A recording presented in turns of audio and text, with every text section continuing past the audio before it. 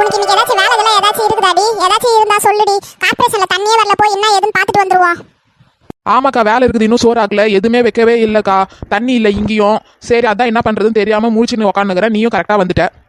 இவங்க ரெண்டு பேரும் என்ன காலையிலேயே மீட்டிங் போட்டு பேசினுங்கிறாளுங்க. என்னடி காலங்காத்தாலே ரெண்டு பேரும் நின்று என்னமோ பெருசா பேசினுக்கிறீங்க, என்னடி விஷயம்? இந்த கிழவி எப்படி கரெக்டாக வந்தா? ஏதாச்சும் நம்ம பேசுனதை கேட்டுக்கிட்டு வந்தாலோ? அது ஒன்றும் இல்லாத, கார்ப்பரேஷன்ல இருந்து தண்ணியே வரலத்த. சரி, அதான் என்ன ஏதுன்னு பார்த்துட்டு போகலாம். சரி, போய் கம்ப்ளைண்ட் ஆச்சு பண்ணிட்டு வரலாம் அப்படின்னு சொல்லிட்டு தான் இவளை கூப்பிட்டேன். நான் மட்டும் போனா ஒன்றும் இது பண்ண முடியாது, ஒரு 2-3 பேர் சேர்ந்து போகலாம் தான் இவளை கூப்பிட்டேன். ஆமா, இவளை போய் கேட்கறதுக்கு வந்தியா நீ? இவளுக்கு எந்த தண்ணியில சோறு வடிக்கணும், எந்த தண்ணியில குழம்பு வைக்கணும், எந்த தண்ணி குடிக்கணும், இது கூட இவளுக்கு தெரியாது. இவகிட்ட போய் கேட்கறதுக்கு வந்திருக்கேன். நேற்று போயிட்டு டேங்க் தண்ணியில போய் சோறு வடிக்கிறான். அந்த டேங்க் கழுவியே 1.5 வருஷம் ஆகுதுமா. அதுல போயிட்டு சோறு வடிச்சு சாப்பிடவே முடியல தெரியுமா?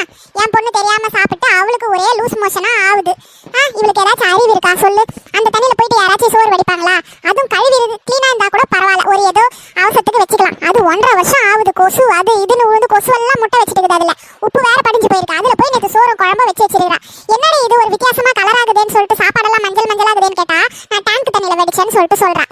ஏன்டி டேங்க் தண்ணியில போய் வெடிக்கிற, குடிக்கிற தண்ணி இல்லையாடின்னு கேட்டா தண்ணி எல்லாம் காலி ஆயிடுச்சு அப்படின்றா. ஒரு 20 ரூபாய் குத்து கேனை வாங்கி கூடவா செய்ய தெரியாது? அதை கூட வாமா நான் சொல்லி தரணும்?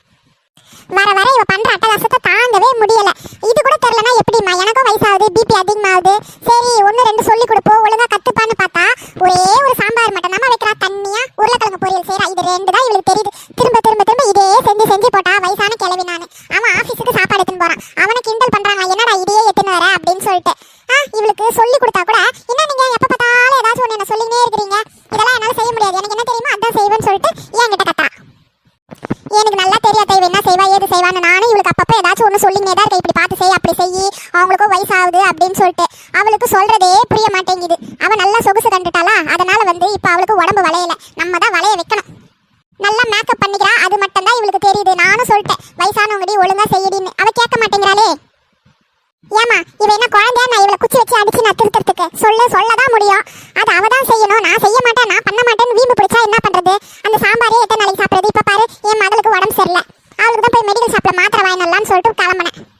இவளுக்கு ஏதாச்சும் கொஞ்சமாச்சு நீங்க சொல்லுங்கம்மா. அடியே கிழவி, நான் செய்யறது சாப்பிட்டு என் சாப்பாடே நல்லா இல்லைன்னு சொல்லிட்டு சொல்றியா? அவன் சாப்பாடு எடுத்துன்னு போறான்.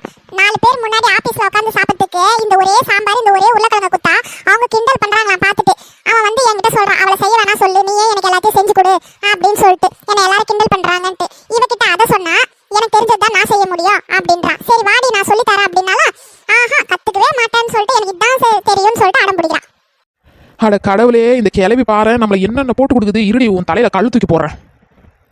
இவகிட்ட கத்தி என்னால முடியல, எனக்கு தான் பிபி அதிகமாகுது. பேசாம நானே சாப்பாடு செஞ்சுக்கிறேன், தின்னுட்டு ஊரையே சுத்திட்டு வரட்டும்.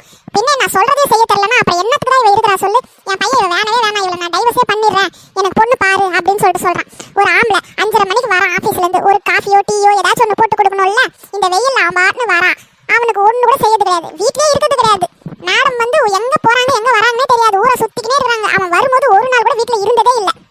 ஏண்டி இது கூட வாடி உனக்கு தெரியாது? இதெல்லாம் கூட வாடி உனக்கு சொல்லி தரணும்.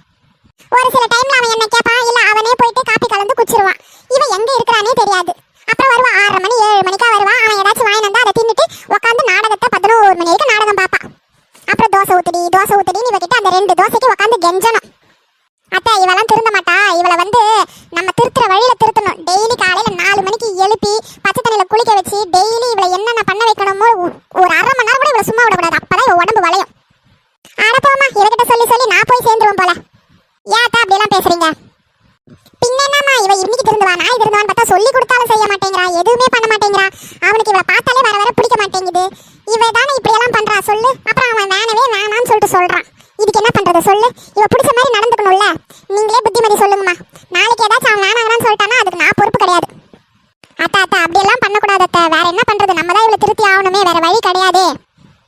ஏமா இவ ஏதாச்சும் அவனுக்கு செஞ்சாதானம்மா, ஒரு வேளை டீ காப்பி எதுவுமே போட்டு கொடுக்க மாட்டேங்கிறா. இந்த லூசைய என் தலையில கட்டி வச்ச சொந்தக்கார பொண்ணுன்னு சொல்லிட்டு தலையில கட்டி வச்சிட்டேன்னு சொல்லிட்டு அவன் டெய்லி என்ன பிடிச்சி திட்டினுங்கிறான். நான் என்ன பண்றது சொல்லு? விடுங்கத்த, நான் புத்திமதி சொல்றேன். என்னத்த புத்திமதி சொல்றதோ? கார்பரேஷன் தண்ணி நான் மாத்திரை வாங்கலான்னு மெடிக்கல் ஷாப்புக்கு போனேன். அங்கதான் இப்பதான் அந்த 2வது தெருவுல வந்துனுங்கிறான். அடுத்து இங்கதான் வருவாமா. வந்துங்கிறானாத்த, அப்ப இங்க வந்துருவான். அப்ப போக வேண்டிய வேலை கிடையாது. சரி நான் போய் குடத்தெல்லாம் கழுவி வைக்கிறத்த. போ எல்லாத்தையும் கழுவி வை. அவன் அங்க வந்துட்டான், இங்க வந்துருவான். நீ அப்படியே மர மாதிரி நின்று என் வாயே பார்த்து நிறு. ஏன்னா நீ இப்பதான் 2 வயசு குழந்தை, இவளை இவளுக்கு எல்லாத்தையும் சொல்லி தரணும், எல்லாம் தலையெழுத்து. ஏக்கா என் மாமியார் மேல கோவத்தை விட இப்போ நான் உன் மேலதான் செம காண்டில் இருக்கிறேன். தண்ணியை பிடிச்சி வச்சுட்டு உன்னை வந்து பாத்துக்கிறேன். அது கூட சேர்ந்துன்னு என்ன போட்டா கொடுக்குற இரு உனக்கு இருக்கு.